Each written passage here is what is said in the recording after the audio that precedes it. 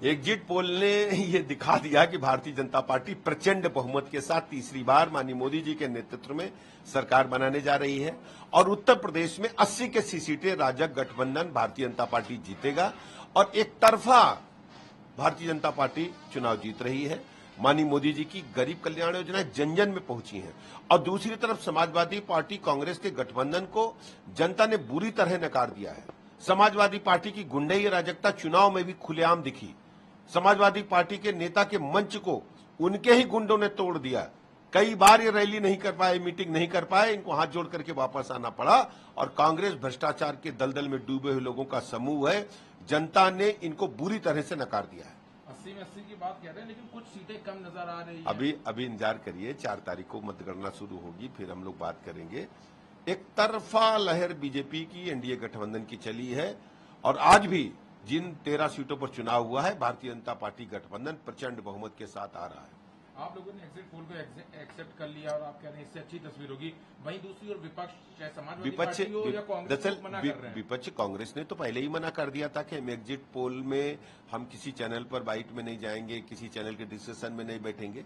उन्होंने हार स्वीकार कर ली है, फेस सेविंग अपना ढूंढ रहे हैं और 4 तारीख तक कोई न कोई रास्ता निकाल लेंगे कि कहीं ये बताएंगे ईवीएम खराब है, कहीं पुलिस प्रशासन पर दोष मढ़ेंगे और एक दूसरे के सर पर ये ठीकरा फोड़ करके फिर 5 साल छुट्टी मनाने के लिए विदेश चले जाएंगे। अखिलेश यादव ने कल पत्र लिखा, उसमें कहा कि मीडिया मंडली और ये सब एक नैरेटिव बनाने आप जानते हैं कि किस प्रकार वो लोकतंत्र के सभी स्तंभों को चोट पहुंचाने का काम समाजवादी पार्टी कांग्रेस गठबंधन के लोग कर रहे हैं।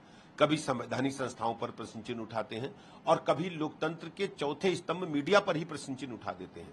हम कहते हैं ईश्वर उन्हें सद्बुद्धि दे, वो अपनी हार स्वीकार करें और जनता के बीच में जो उन्हें कुकृत्य किए हैं, जो तांडव उनके गुंडों ने किया है, उसको वो स्वीकार करें, उसको कंट्रोल करें। किस ढंग से प्रदेश की जनता ने अपनी आंखों से देखा है कि 5-7 रैलियों में अखिलेश यादव ही भाषण नहीं देने पाए। उनके गुंडों ने उनकी बल्लियां, मंच, माइक सब तोड़-ताड़ के किनारे लगा दिया। उत्तर प्रदेश में भारतीय जनता पार्टी कानून व्यवस्था को नंबर 1 पर मानती है।